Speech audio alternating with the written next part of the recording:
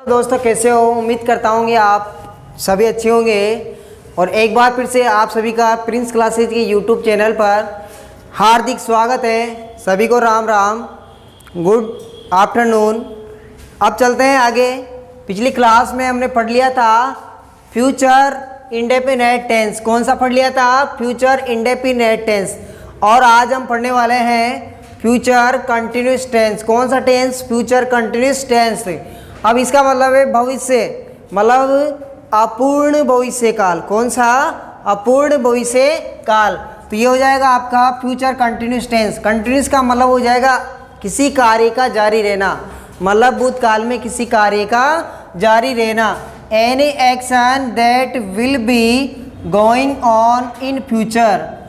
Any action that will be going on in future, मतलब किसी कार्य का भूतकाल में या भविष्य काल में जारी रहना क्या हो जाएगा? Future continuous tense. कौन सा टेंस हो जाएगा? Future continuous tense. तो अब ये देखिए, बिल्कुल आसान तरीके से आपकी क्लास होगी और आपको क्लास को एंड तक ज़रूर देखना है।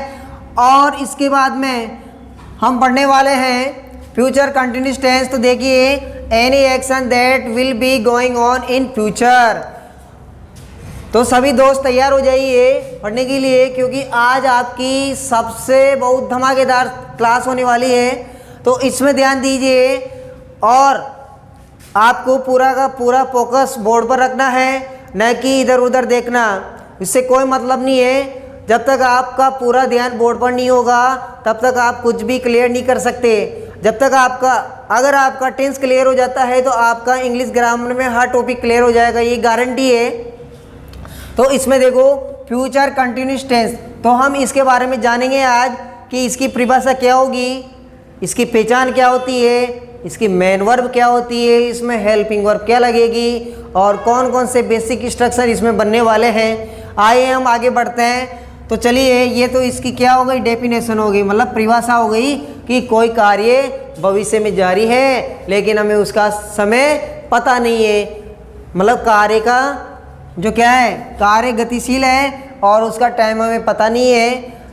तो अब ध्यान दीजिए आगे। तो इसकी पहचान क्या होगी भैया? इसकी पहचान, चलो यहाँ पे ध्यान दीजिए। पहचान क्या होगी? रहा होगा, रही होगी, रहे होंगे,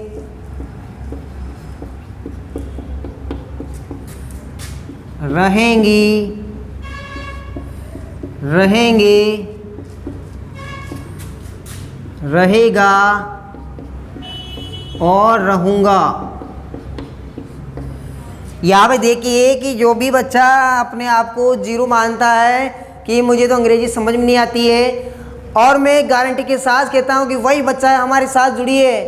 आप बिल्कुल अंग्रेजी बोलना सीख जाओगे, पढ़ना सीख जाओगे, हिंदी से अंग्रेजी बनाना सीख जाओगे, क्योंकि आपको हमारे साथ शुरुआत से एंड तक बना रहना होगा।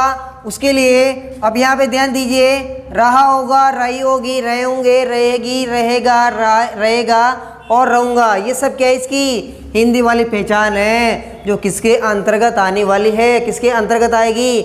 मतलब किसके साथ में जुड़ने वाली है? किसके साथ में जुड़कर आएगी? तो ये आएगी आपके मेन वर्ब के साथ में जुड़कर आएगी। तो देखो यहाँ पे, तो ये हो गई भैया इसकी पहचान। क्या निकला? ये हो गई इसकी पहचान। क्या हुई? पहचान।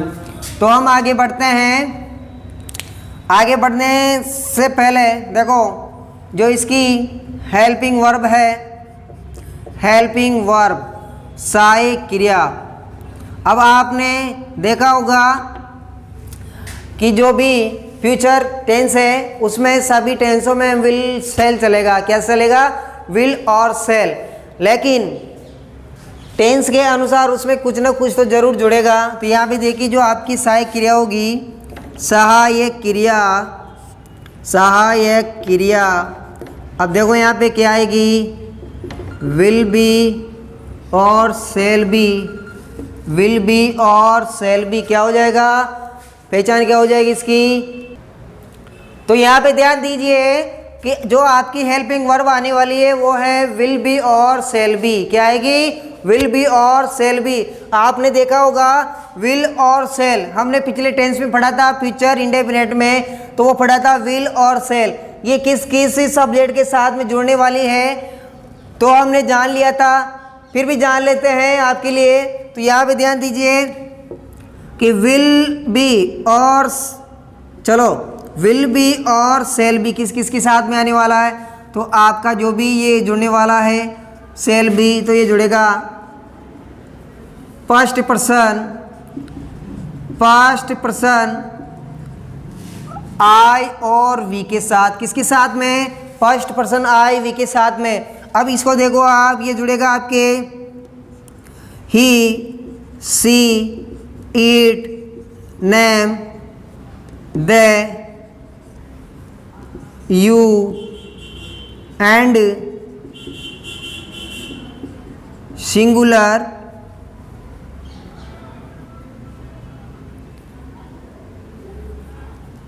एंड अदर, मतलब सारे आगे इसमें आई वी को छोड़कर सबके साथ में क्या लगाना है? Will be. यहां पे देखो आई वी को छोड़कर सभी सब्जेक्ट के साथ विल बी का प्रयोग करना होगा। किसका प्रयोग करना होगा? आई और वी को छोड़कर सभी सब्जेक्ट के साथ में हमें क्या जोड़ना होगा? विल बी और सेल बी तो चलेगा आपके आई और वी के साथ में। किसके साथ में? आई और वी के साथ में। चले हम आगे बढ़ते हैं मेन वर्ब की तरफ कि मेन वर्ब क्या आने वाली है। तो ये हुई आपकी हेल्पिंग वर्ब जो सहायक क्रिया है। अब सहायक क्रिया क्या होती है ये भी आपको पता होना चाहिए, मेन वर्ब क्या होती है वो भी पता होना चाहिए। तो यहाँ पे ध्यान दो, जो हेल्पिंग वर्ब है वो मेन वर्ब के जो भी कार्य होता है उसका अर्थ स्पष्ट कर देती है। क्या कर देती है? उसका अर्थ स्पष्ट कर देती है। तो यहाँ पे देखो, और जो आपकी मेन वर्ब है उससे हमें पता चलता है कि कार्य कौन सा हो रहा है, कार्य के बारे में जानकारी देती है। कौन सी वर्ब? Main verb. तो कौन हो जाएगी ये? मुख्य क्रिया। क्या हो जाएगी भैया? मुख्य क्रिया। क्या हो जाएगी? मुख्य क्रिया। मुख्य क्रिया कौन सी लगने वाली है? हमने फ्यूचर इंडेफिनिट में तो कौन सी लगाई थी? First form. उसके साथ में कुछ भी नहीं जोड़ा था, लेकिन यहाँ पे कौन सा पढ़ रहा है?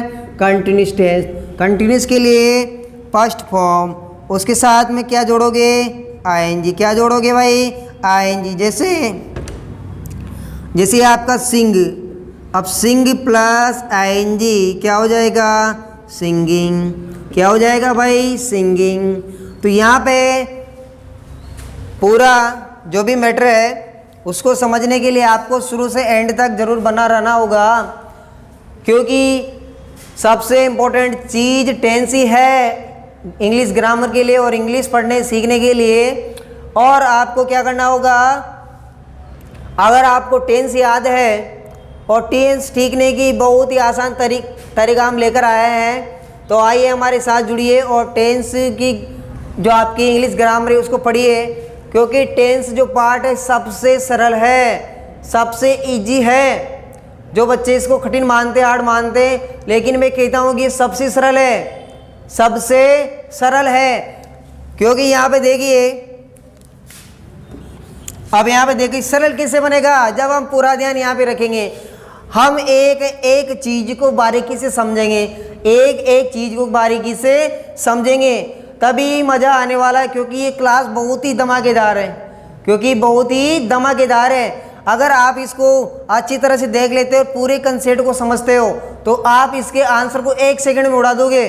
क्या करोगे? 1 सेकंड में उड़ा दोगे इसके आंसर को।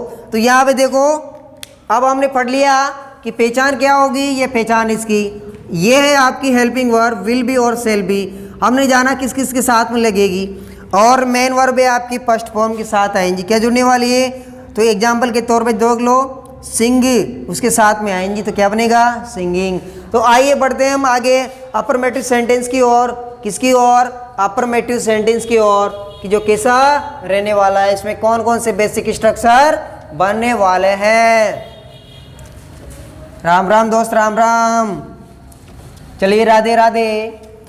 अब राधे राधे करते रहोगे या पढ़ोगे भी, तो इसमें ध्यान दीजिए आप। एक बच्चा बोल रहा है कि सर हमें तो याद ही नहीं होता है। अब ये याद कैसे होगा भैया, तब तुम प्रैक्टिस ही नहीं करोगे तब तक आप कैसे याद कर पाओगे। मैं गारंटी देता हूँ अगर आप प्रैक्टिस करते रहोगे तो आपका लेवल अच्छा होता चला जाएगा। ठीक है, अब हम पढ़ते हैं। बेसिक स्ट्रक्चर है आपका फर्स्ट में। अब फर्स्ट मतलब पूरे का पूरा बेसिक देख लेते हैं कि कौन कौन से फॉर्मेट बनने वाले हैं। पहला देखेंगे अफर्मेटिव, कौन सा अफर्मेटिव जो सकारात्मक होगा। तो हमने सभी टेंसों में जाना कि बेसिक स्ट्रक्चर कौन कौन से बनते हैं, अफर्मेटिव, नेगेटिव, इंट्रोगेटिव और इंट्रोगेटिव नेगेटिव। तो हम जान लेते हैं पहला। तो पहला होगा आपका अफर्मेटिव, तो उसका बनेगा सब्जेक्ट प्लस विल सेल और उसके साथ में जोड़ोगे आप भी। फिर हो जाएगा आपका मेन वर्ब की फर्स्ट फॉर्म के साथ आईएनजी। क्या होगा, मेन वर्ब की फर्स्ट फॉर्म के साथ आईएनजी। अब इसके बाद में चलते हैं, क्या आएगा, ऑब्जेक्ट। अब ऑब्जेक्ट के बाद में आप अदर लगा सकते हो अगर कोई आपके पास में बचा हुआ है। तो ये हो जाएगा आपका अफर्मेटिव। क्या बनेगा, अफर्मेटिव। अफर्मेटिव सेंटेंसेज के लिए, किसके लिए, अफर्मेटिव सेंटेंसेज के लिए। अब चलिए ये आपका अफर्मेटिव सेंटेंस के लिए, तो हम ध्यान देंगे इसमें कि किस प्रकार से बनेगा, किस प्रकार से नहीं बनेगा। तो आपके सामने जो भी गाइडलाइन बताई गई है उसका पूरा का पूरा पालन यहाँ पे करना है और उसी गाइडलाइन का पालना करते हुए आपको सेंटेंस का निर्माण करना है। तो उस गाइडलाइंस में हमने जाना कि इसकी पहचान क्या होगी, मेन वर्ब कौन सी लगने वाली है, हेल्पिंग वर्ब कौन सी लगने वाली है। तो यहाँ पे देखिए, तो यहाँ पे देखना है आप, मैं तुम्हारी मदद करता रहूँगा। पहला सेंटेंस आपके सामने, येलो। पहला सेंटेंस येलो, मैं आपकी मदद करता रहूँगा। मैं आपकी मदद करता रहूँगा। मैं आपकी मदद करता रहूँगा। अब यहाँ पे ध्यान दीजिए कि ये आपके बेसिक स्ट्रक्चर है, इसको ध्यान देना कि कैसे बनेगा कैसे नहीं बनेगा। जो भी गाइडलाइन यहाँ पे बताई गई है उसका फॉलो करते हुए, मतलब उसको अनुसरण करते हुए, उसको देखते हुए आपको वाक्य का निर्माण करना है।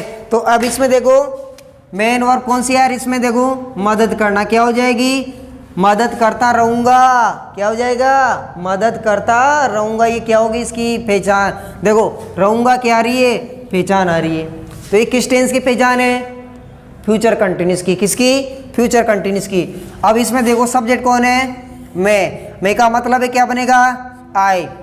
अब आई के साथ में इन दोनों में से कौन सी आएगी, हमने बताया कि आई वी के साथ में जो सेल और बाकी के साथ में विल, तो क्या जाएगा, सेल। क्या आएगा, सेल। अब सेल के साथ में क्या जुड़ेगा, बी। अब बी के बाद में कौन सी फॉर्म, मेन वर्ब की फर्स्ट फॉर्म। मेन वर्ब की फर्स्ट फॉर्म क्या है इसमें, हेल्प। अब हेल्प के आप क्या जोड़ोगे, आईएनजी। तो क्या बनेगा, हेल्पिंग। क्या बनेगा भाई, हेल्पिंग। तो ये हो जाएगा आपका हेल्पिंग, जो मेन वर्ब के साथ में क्या जुड़ा, आईएनजी। अब किसकी, आपकी। आपका मतलब यू। ठीक है, यहाँ तक समझ में आया होगा। आगे बढ़ते हैं अगले सेंटेंस की ओर। तो एक सेंटेंस और देख लीजिए। तो इसका सेंटेंस बनेगा आपके, हम आपकी प्रतीक्षा करते रहेंगे। हम आपकी प्रतीक्षा, हम आपकी प्रतीक्षा करते रहेंगे। हम आपकी प्रतीक्षा करते रहेंगे। चले इसको बनाएं, कैसे बनेगा ये। तो आप देखिए यहाँ पे पहचान क्या रही है, रहेंगे। क्या रही है, रहेंगे। तो क्या है, कौन सा टेंस है भाई, कंटिन्यूस। कौन सा, कंटिन्यूस। मेन वर्ब कौन सी हो जाएगी, वेट। वेट करना। तो ये बनेगा आपका वेट प्लस आएंगे। तो क्या बन जाएगा, वेटिंग। क्या हो जाएगा, वेटिंग। तो ये लिखना है आपको। तो यहाँ पे चलिए सब्जेक्ट कौन सा है, हम। क्या लिखेंगे, वी। क्या लिख दिया भाई, वी। सभी ध्यान दीजिए यहाँ पे बोर्ड की तरफ, तभी समझ में आने वाला है, वरना कुछ भी पल्ले नहीं पड़ेगा। यहाँ सुना और इधर निकाल दिया आप लोगों ने। तो देखो यहाँ पे वी के साथ में क्या जोड़ना है, सेल। क्या जोड़ोगे, सेल। बाद में क्या लिखोगे, बी। अब बी के बाद में मेन वर्ब। मेन वर्ब कौन सी है, वेटिंग। उसके क्या जुड़ा, आईएनजी जुड़ते क्या हो गया, वेटिंग हो गया। ऑब्जेक्ट कौन सा है, आपकी, तो क्या बनेगा, यू। ठीक है, ये दो सेंटेंस है। अब इससे हम आगे बढ़ते हैं नेगेटिव सेंटेंस की ओर। तो थोड़ा ध्यान दीजिए यहाँ पे कैसा होगा, कैसा नहीं बनेगा। चलिए दोस्तों, हमने जाना था अफर्मेटिव सेंटेंस। अब उसके बाद में नेगेटिव सेंटेंस मतलब नकारात्मक वाक्यों को कैसे बनाएंगे। अब यहाँ पे ध्यान दो, हमने जाना था विल बी और सेल बी।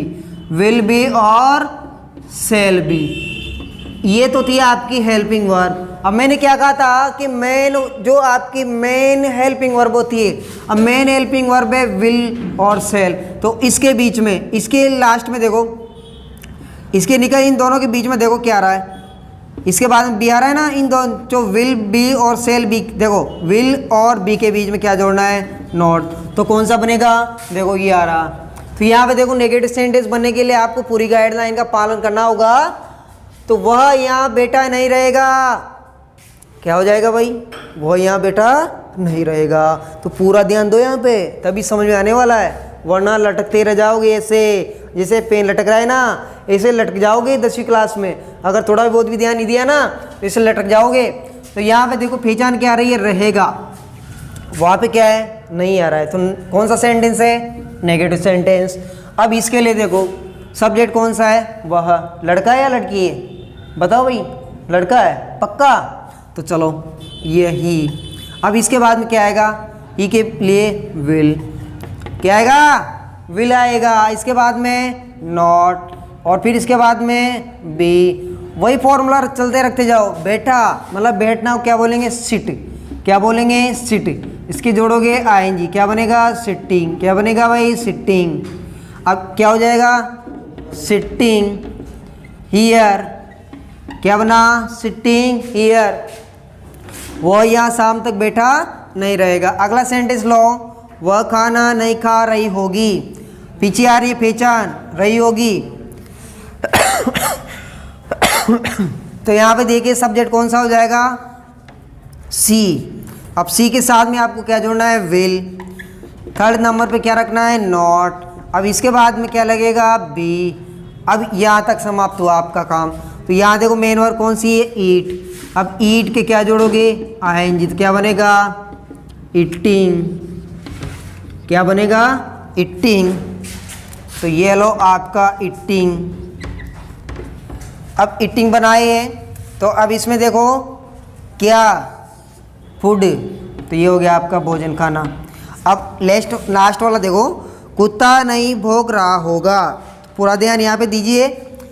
तो यहाँ पे कुत्ते का भौंकना है, तो क्या हो जाएगा, द डॉग। द डॉग देखो एक वचन है, क्योंकि आई और वी को छोड़कर सभी के साथ में विल जोड़ना है। तो यहाँ पे आ जाएगा विल, फिर आ जाएगा नॉट, फिर आ जाएगा बी। अब भौंकना को बोलते हैं बार्क। क्या बोलते हैं, बार्क। BARK plus ING. तो क्या बनेगा, बार्किंग। BARK आईएनजी, तो बनेगा बार्किंग। तो ये लो बार्किंग। ये यहाँ तक समाप्त हुआ आपका नेगेटिव सेंटेंस। अब हम आगे बढ़ते हैं इंट्रोगेटिव सेंटेंस की ओर कि कैसे बनने वाले हैं।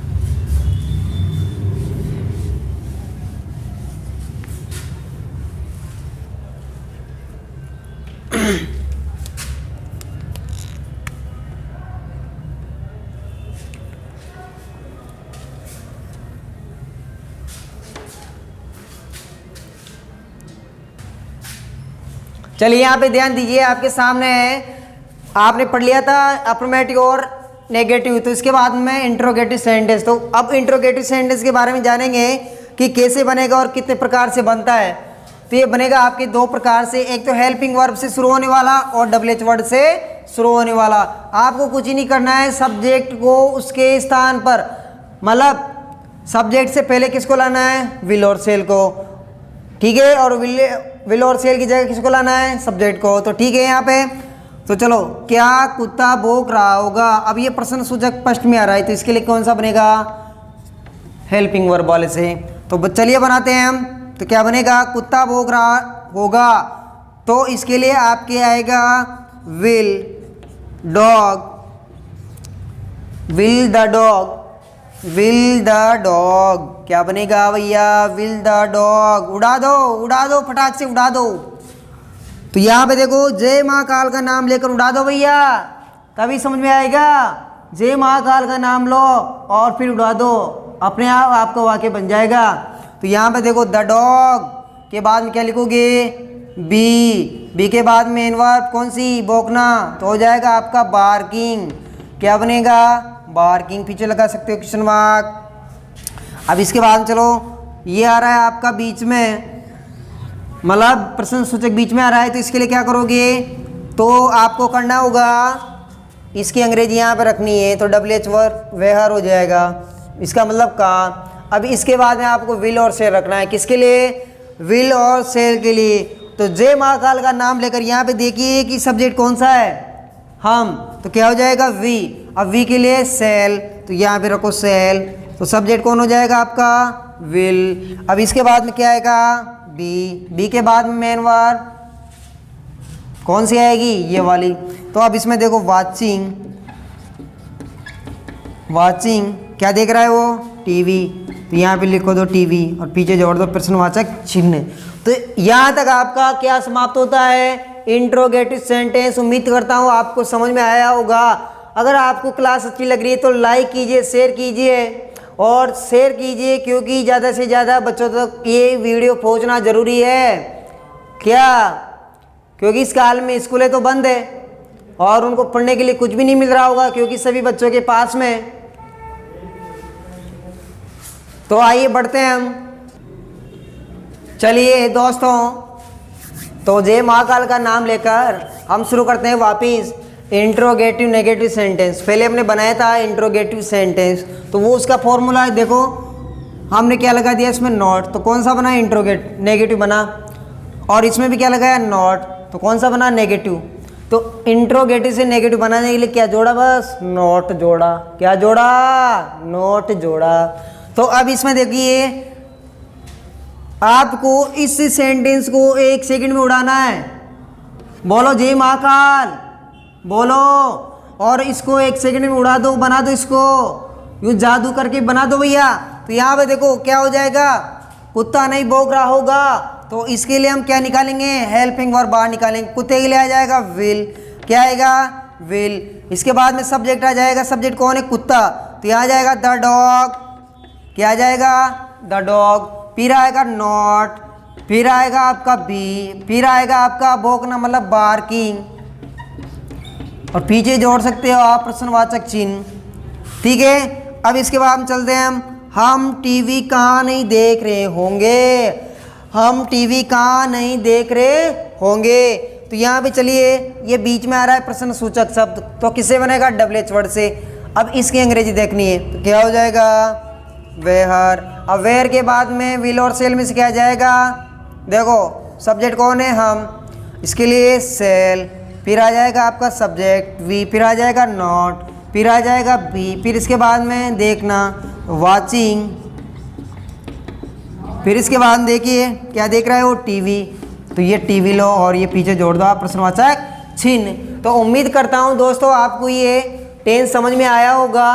क्लास देखने के लिए बहुत बहुत धन्यवाद सभी को, राम राम, गुड इवनिंग, ठीक है। और क्लास को लाइक करना है, शेयर करना है, और जो भी क्लास चैनल पर नया है उस चैनल को सब्सक्राइब जरूर कर लें।